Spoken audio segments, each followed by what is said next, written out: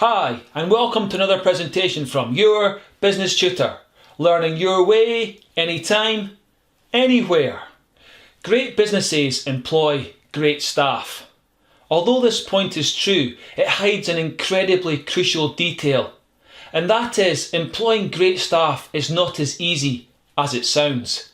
In fact, organisations spend considerable amounts of time and money ensuring the processes they have in place allow them to employ the best staff. And that's why in this presentation we will look at the recruitment processes organisations use to find great staff. Okay, so what are we going to learn in this presentation? Well, first of all, we're going to find out about the different stages of the recruitment process. And then we're going to look at the documentation used in the recruitment process. Okay, let's get started by asking our first question, which is, what is the recruitment process? The recruitment process is all about a business giving itself the best chance of ensuring the right people apply for a job. This is a really important point, as it acknowledges the fact that although there are lots of potential staff out there, that it isn't always easy making them aware of the job opportunities your organisation has available. More than that though, it also stresses that gaining someone's attention isn't enough. The job opportunity on offer must entice that person to want to apply, as they can see how they could fit into your organisation. As such, let's turn to look at how each step in the recruitment process can meet these challenges by first looking at step 1, which is identifying a job vacancy. Identifying a job vacancy is exactly what it says. However, although this is generally straightforward, as vacancies naturally arise when staff move job, leave the business or retire, in other circumstances, for example, if the business grows in size or moves into a new area, it can be harder to identify what and how many vacancies exist. Even so, once a business has identified a job vacancy exists, it will then move on to step 2 in the process and carry out a job analysis. Job analysis has 2 main roles. First, it involves identifying whether the vacancy identified needs to be filled or not. For example, it may be the case that the vacancy doesn't need to be filled, as machinery can be brought in to do the job instead.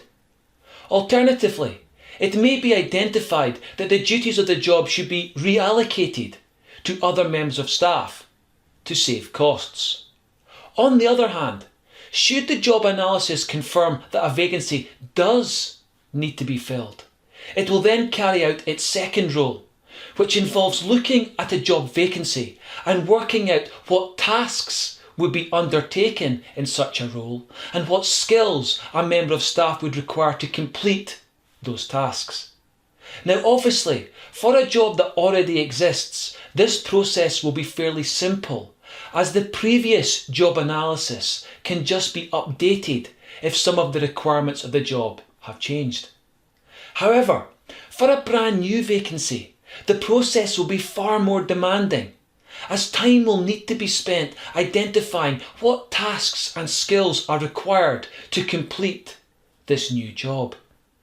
Of course, once this is done, the organisation will then move on to steps 3 and 4, which involves creating 2 formal documents called a job description and a person specification. Let's look at a job description first. A job description is a document that details the main tasks, duties and responsibilities of a job. For example, a teacher's job description may include details such as prepare and teach lessons, mark work and ensure good behaviour within the classroom. However, in addition to that, it will also include details on how much the job will pay, where it will be located and what title it will have. As you can see, much of the information contained in a job description comes from the job analysis which was carried out during step 2. Okay, let's now turn to step 4 and find out what a person specification is. A person's specification is a document that details the main skills, qualities, characteristics and qualifications required to do a job. In short, the business is describing what type of person they want for the job. For example, a teacher's person specification may include things such as holds a teaching qualification, good ICT skills, strong communicator, and patience. As before, much of the information contained in the person specification will come from the job analysis carried out during step 2. Okay, let's turn to step 5 and look at whether to recruit internally or externally. One of the biggest decisions a business makes during the recruitment process is whether to recruit from only inside their organisation, called internal recruitment, or to open up the job to candidates out with the business, which is called external recruitment. Clearly, this is an important decision, because if a job is opened up to external candidates, it is likely that a bigger selection of people will apply. Better yet, those candidates that apply from outside the business may have more experience and skills, meaning they would be better suited to the job. Of course, another advantage is that as well as bringing in new ideas and ways of doing things, an external candidate may bring customers from their previous business with them, which will help their new business to grow. And finally, when external recruitment is used, it is a one-off process, in so much that filling the post does not create another vacancy, which clearly promoting someone from inside the business would. On the other hand, as beneficial as external recruitment can be, internal appointments also offer significant benefits. For example, as good as an external candidate may look on paper, you have to remember that you haven't seen them in action. Whereas with an internal candidate, you know exactly what you're getting, as you've seen how hard they work and what they are capable of achieving. More than that though, because an internal candidate is already known, they're unlikely to cause any disruption when promoted. Whereas an external appointment coming in with new ideas and new ways of doing things may cause a considerable amount of conflict with existing members of staff. In fact, promoting an internal candidate may act to motivate other employees, as they can see if they work hard and put in the effort that they can get promoted as well. Of course, internal recruitment also benefits from the fact that the process is far quicker and cheaper than external recruitment.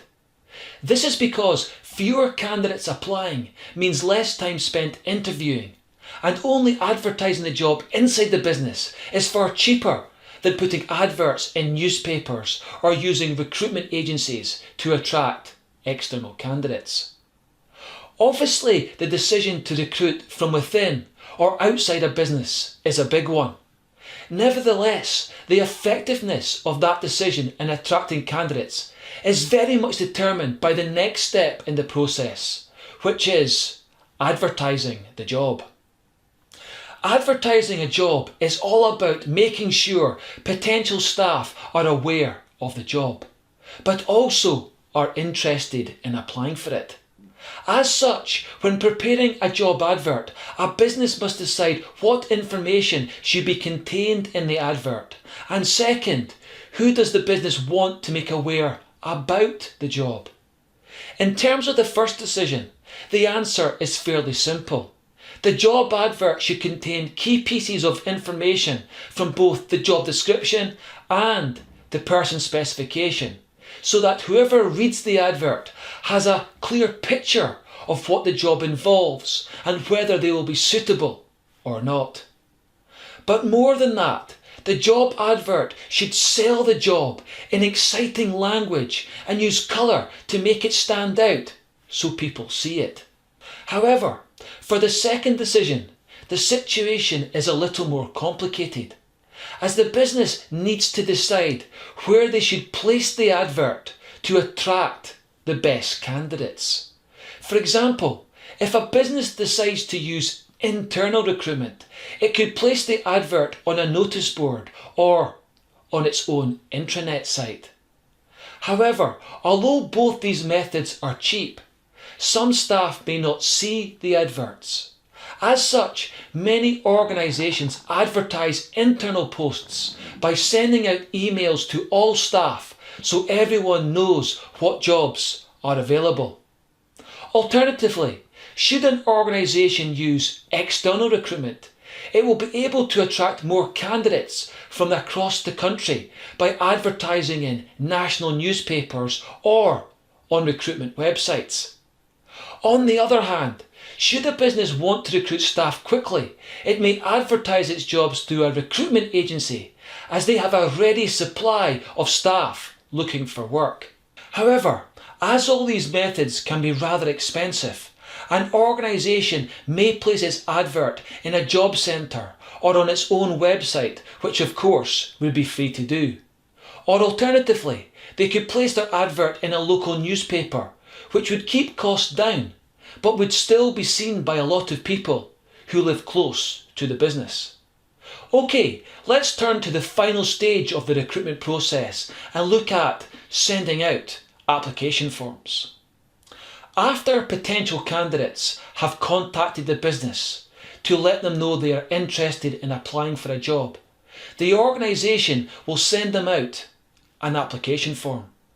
This is a document that contains a series of questions that allows a business to obtain relevant information on candidates. For example, as well as asking a candidate's name and address, an application form will also request information on a candidate's employment history and qualifications before going on to ask questions which will allow a candidate to give reasons why they would be a good applicant for the job. However, it is also important to note at this point that in addition to an application form, an organisation will also provide applicants with copies of the job description and the person's specification. This is done so that each applicant knows exactly what the job involves and what type of person the business is looking for, meaning it will be easier for them to determine if they possess the experience, skills and abilities to do the job. Of course, should they decide they do, it would then be wise to make sure that the answers they give in their application form clearly demonstrate how they meet the criteria listed in the job description and person specification, as then they will be more likely to get an interview.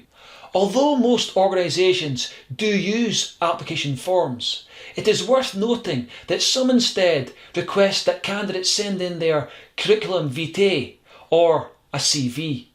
This is a document created by the candidate which summarises their educational record and qualifications as well as their employment history. Okay, so what did we learn in this presentation? Well, first of all, we found out about the stages of the recruitment process, and then during that we found out about the documentation used in the recruitment process.